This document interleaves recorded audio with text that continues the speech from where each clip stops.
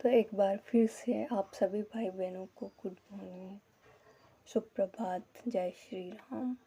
कल पहला अध्याय हुआ था, आज दूसरा अध्याय शुरू करेंगे। दूसरे अध्याय में है नारद काम वासना। नारद की काम वासना।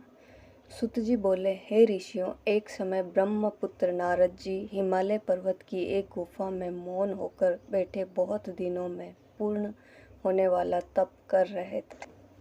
उनके उग्र तप को देखकर इंद्र डर गया और विचार करने लगा, कहीं ऐसा न हो कि नारद जी मेरे राज्य सिंहासन को पाने के लिए तप कर रहे हो।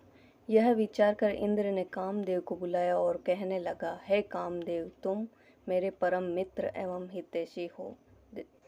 देखो, नारद हिमाचल पर्वत की गुफा में बैठकर दृढ़ आसन से तप कर रहा है। कहीं ऐसा न हो कि वह वरदान में ब्रह्मा जी से मेरा राज्य सिंहासन ही मांग बैठे।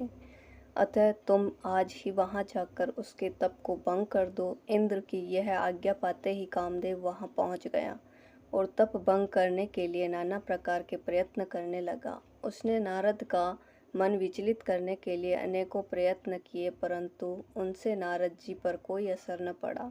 यह सब तो सदाशिव की कृपा ही थी। दूसरे उसी स्थान पर स्वयं सदाशिव ने भी तपस्या की थी, इसलिए नारद जी का तप भंग नहीं हो सका। कामदेव को भस्म कर देने का भी यही स्थान है। वैसे भी कामदेव की माया इस स्थान पर नहीं चल सकती थी, क्योंकि जब सदाशिव ने कामदेव को भस्म किया था तो उसकी पत्नी रति ने पति के जीवित होने की प्रार्थना की थी। परंतु जब देवताओं ने श्री महादेव जी से प्रार्थना की, तब महादेव जी ने कहा था कि कामदेव कुछ काल पर्यंत जीवित हो जाएगा, किंतु इस स्थान पर और इस स्थान के अलावा जहाँ तक ये भस्म होता दिखाई देता है, वहाँ तक की पृथ्वी में इसकी माया एवं काम बाण सफल नहीं हो सकेंगे। वह लज्जित होकर इंद्र के पास लौट गया।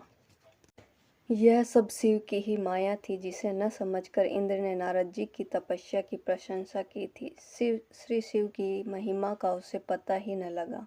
वह आश्चर्य में पड़ गया। सदाशिव को की परम कृपा से नारद जी ने बहुत काल तक तपस्या की। अपने तप को पूर्ण हुआ समझकर नारद जी उठे तो उन्हें कामदेव पर विजय प्राप्त करने का ध्यान आया। तब उन्हें अपने मन में यह अभिमान हुआ कि मैंने कामदेव को जीत लिया।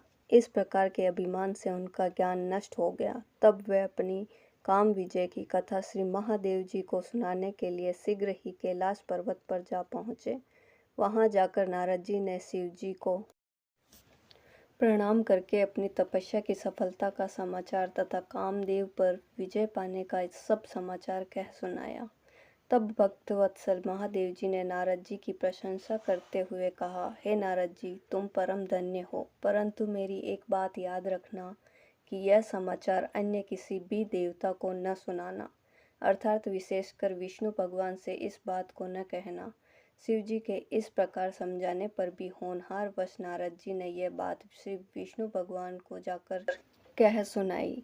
यह सब भी सदाशिव की ही माया थी। तत्पश्चात नारद जी ब्रह्मलोक में जा पहुंचे और वहां ब्रह्मा जी को नमस्कार करके अपने तपोबल से कामदेव पर विजय प्राप्ति का समाचार कह सुनाया। ब्रह्मा जी ने भी शिव स्मरण करके सब कुछ जान लिया और कहा, हे पुत्र, इस बात को किसी से मत कहना। परंतु नारद जी ने ब्रह्मा जी के वचनों पर कोई ध्यान न दिया। यह सब भी सदाशिव की मोहिनी माया का ही प्रभाव था। जब नारद जी के मन में अभिमान के अंकुर उत्पन्न हो गए और अभिमान से बुद्धि नष्ट हो गई, तब वे तुरंत ही विष्णु लोक में जा पहुँचे।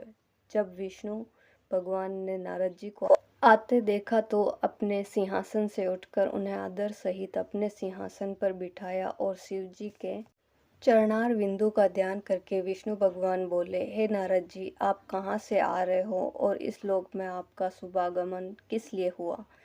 भगवान विष्णु के यह वचन सुनकर नारद जी ने अहंकार के साथ अपने तप के पूर्ण होने एवं कामदेव पर विजय प्राप्त करने का समस्त हाल कह सुनाया। तब विष्णु भगवान बोले, हे नारद जी, आपकी मोहिनी परम धन्य है। हे तपोनिधि नारद, आपकी कीर्ति एवं निर्मल बुद्धि को धन्य है।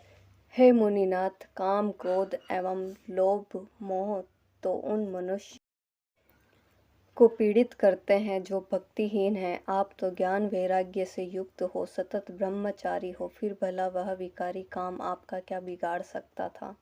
देवर्षि नारद बोले, हे भगवान, यह सब आपकी ही कृपा का फल है।